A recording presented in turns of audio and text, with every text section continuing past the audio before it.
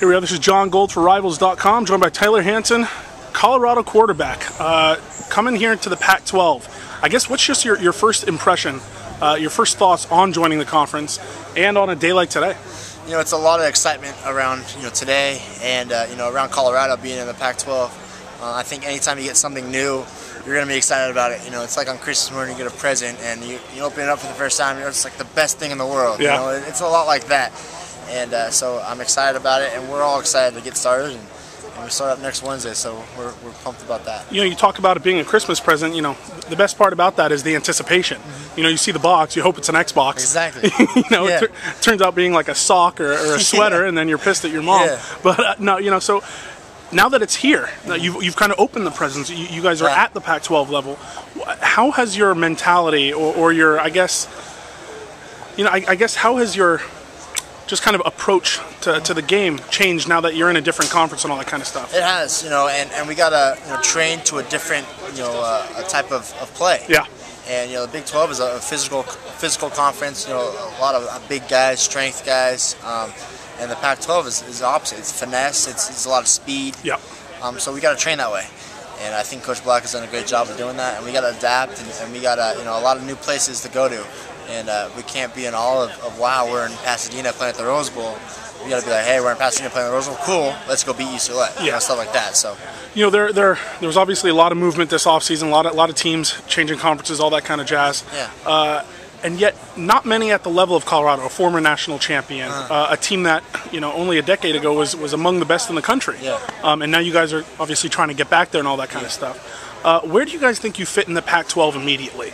And you guys are projected 6th in the South. How does that kind of make you feel? It's something that we embrace, and it's we're all the same record right now. It's on a piece of paper. It's like they don't know, and I think you ask people within the program, we'll tell you something different. We have a big group of seniors.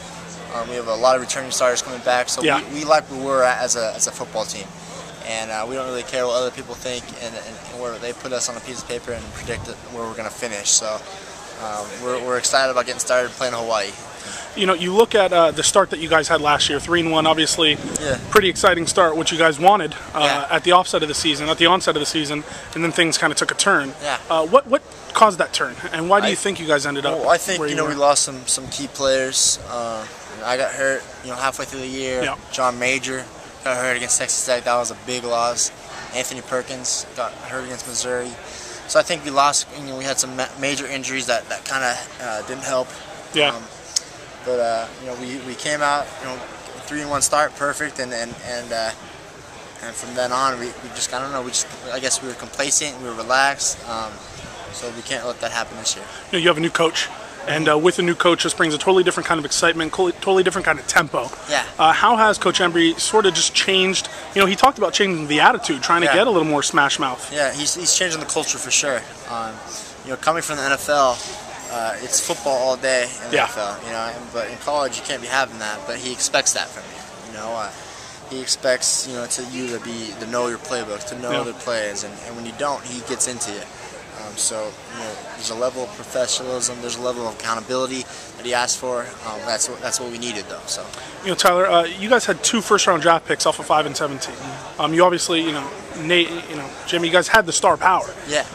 How important is it this year to find new stars, but also have just sort of like the mean average go up? You need to find the superstars, but you also need everyone to play at a different level. Everyone to step up their level. Yeah, absolutely.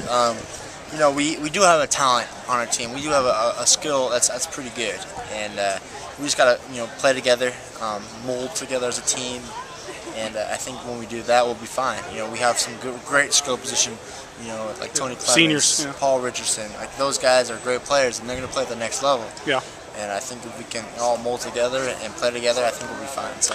You talk about that kind of cohesiveness. What did you see this summer that kind of made you say, maybe we are turning a corner? Yeah, absolutely. And having 7-on-7, 3 days a week in June, and then we moved to 2 days because we want to kind of, I guess, slow down a little bit before camp.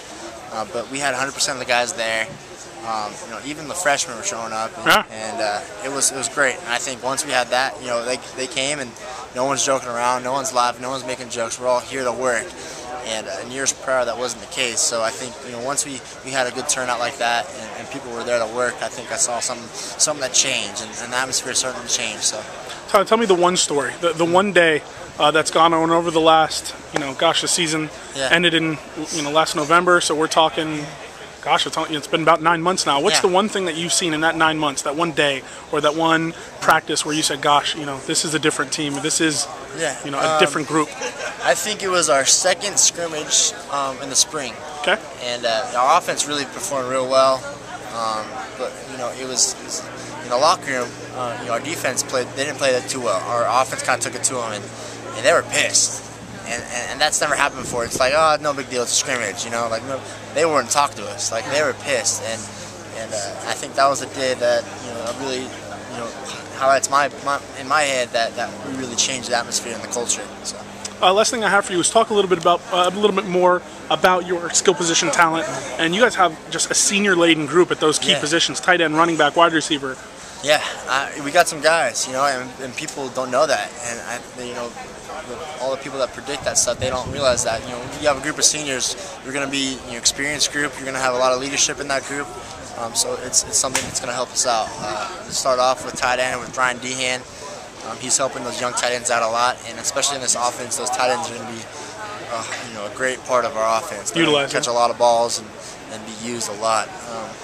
And Devon Thornton, you know, Ryan Dehan's helping him a lot. Yep. Ronnie Stewart is running back, great player. Everyone knows that, you know. So he's going to have another great year. Probably run for 1,400 yards. Tony Clemens is a great, you know, possibly could be a high draft pick next year. And has, you know, the amount of talent he has is unbelievable, and he just needs to you know, shift that talent into production on the field. And once he does that, he'll be fine.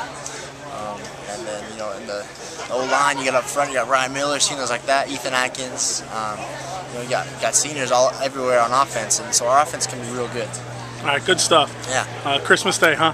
Christmas Day. You ready for it? Yeah.